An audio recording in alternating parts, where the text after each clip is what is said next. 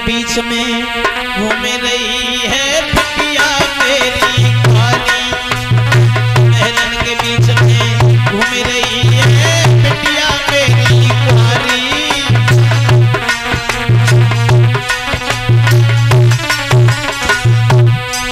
बोली कुंवारी कुंवारी कुंवारी कुंवारी बिटिया मेरी कुंवारी, महल के बीच में घूम रही है रुक्मिणी मेरी कुंवारी।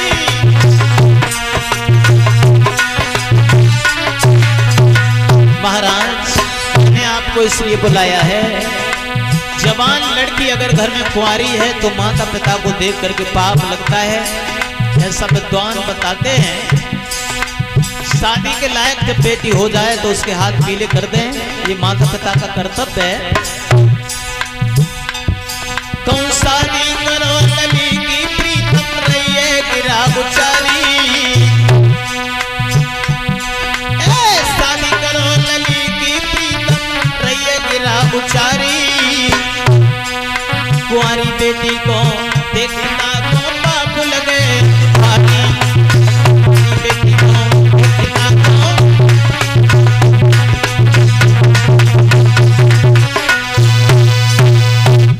महाराज हमारी बेटी रुक्मिणी सयानी हो चुकी है, शादी के योग्य हो चुकी है और रुक्मिणी की शादी कर दो।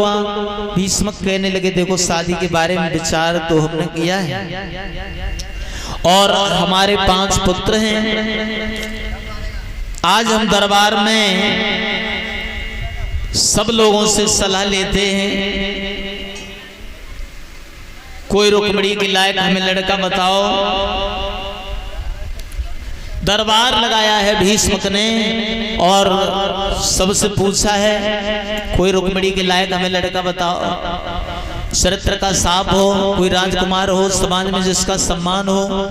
तो कोई किसी को बता रहा है, कोई किसी को बता रहा है। सुबह से दोपहर हो गया, कोई निर्णय जब नहीं निकला, एक उठ के खड़ा होता है, किसी राजा राजकुमार के बारे में उसके गुणों का वर्णन करता है, दूसरा उठ के खड़ा हो जाता है, उसके अवगुणों का वर्णन करने लगता है।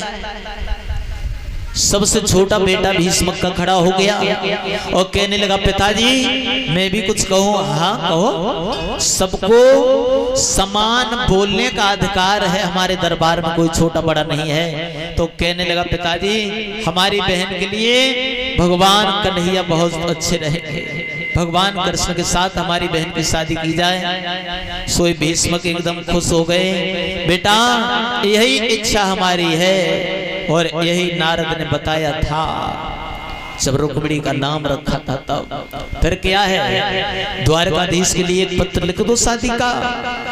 तो उसी समय बड़ा बेटा बैठा हुआ था रुको, कहने लगा पिताजी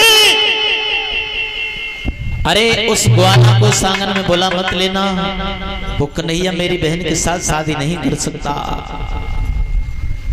और कहने लगे हैं भीष्मक बेटा तू बता, तू कहां शादी करना चाहता है अपनी बहन की। तो रुकुम कहने लगा पिताजी मेरी नजर में एक लड़का है। कौन है? तो बोला सुने पिता के बेन रे के रुकुम तुम्हें समझावे,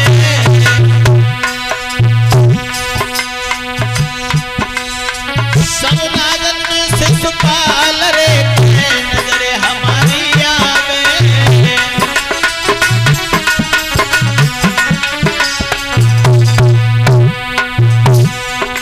मेरे पिता करो में वहां पे शादी, सुरानन में सिर बड़ी उनकी बाती बाती।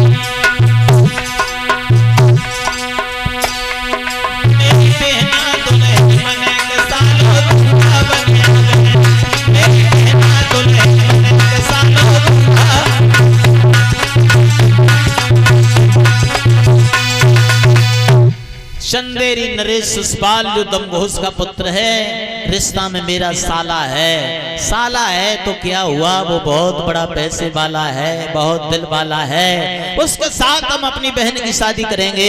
भीष्म खोपड़ी को पकड़ के बैठ के कहने लगे, ओरे रुकुम, तेरी बुद्धि खराब है, तू अपनी बहन की शादी सुसपाल के साथ कर देगा?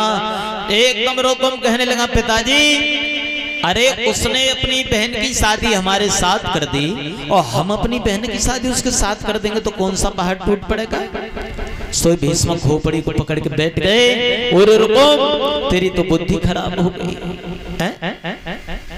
हमारे घर में 2-4 बेटी नहीं है, एक बेटी है, हमने कितनी तपस्या की है तब इस बेटी को पाया है, और इस तरह की बातें मत करो। रुको, और बोले हैं भीष्म का आंखों में आंसू भर के, अरे एक रोटी मेरी लली रे हमारी,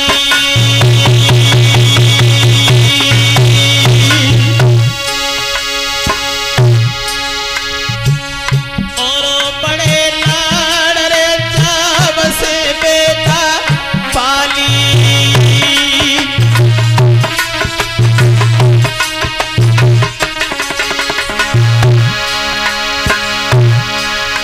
घर में 2-4 बेटी नहीं है,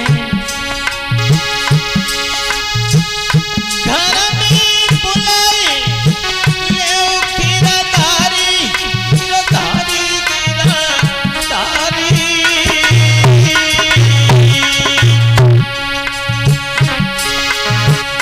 बहन की दियो भमरी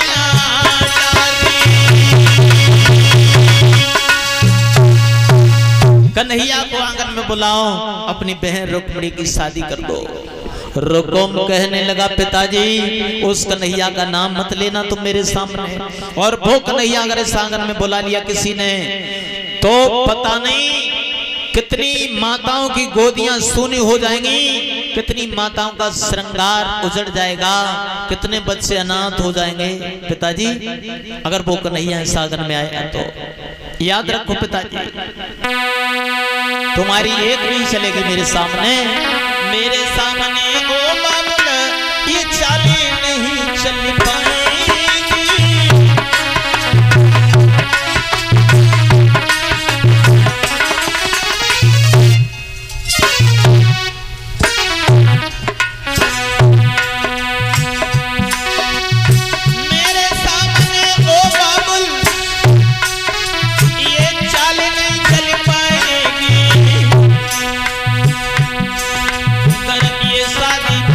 होगी तो तलवारें चल जाएंगी।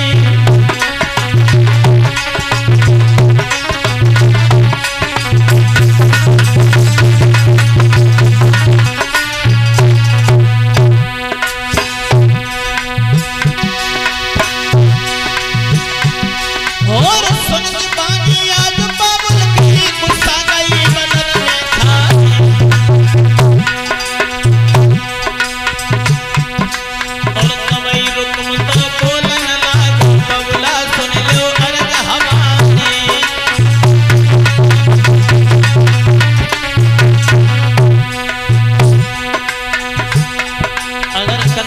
आंगन में आया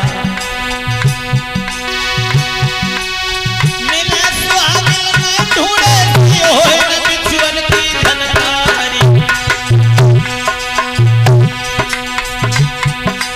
और इतनी कह के रुक चल गई थोड़ा में मनोसी सझुमा के।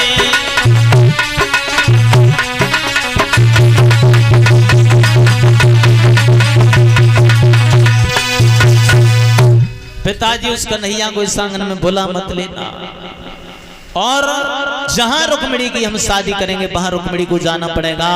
रुक्मिणी एक कोना में कहीं बैठी सुन रही है जो दरबार में बातें चल रही हैं शादी के बारे में, और रुक्मिणी आंखों से आंसू बहा रही है। मेरा भैया तो मेरे साथ वो अनर्थ करने के लिए जा रहा है जो आज तक हमारे हिंदू धर्म में किसी ने नहीं किया।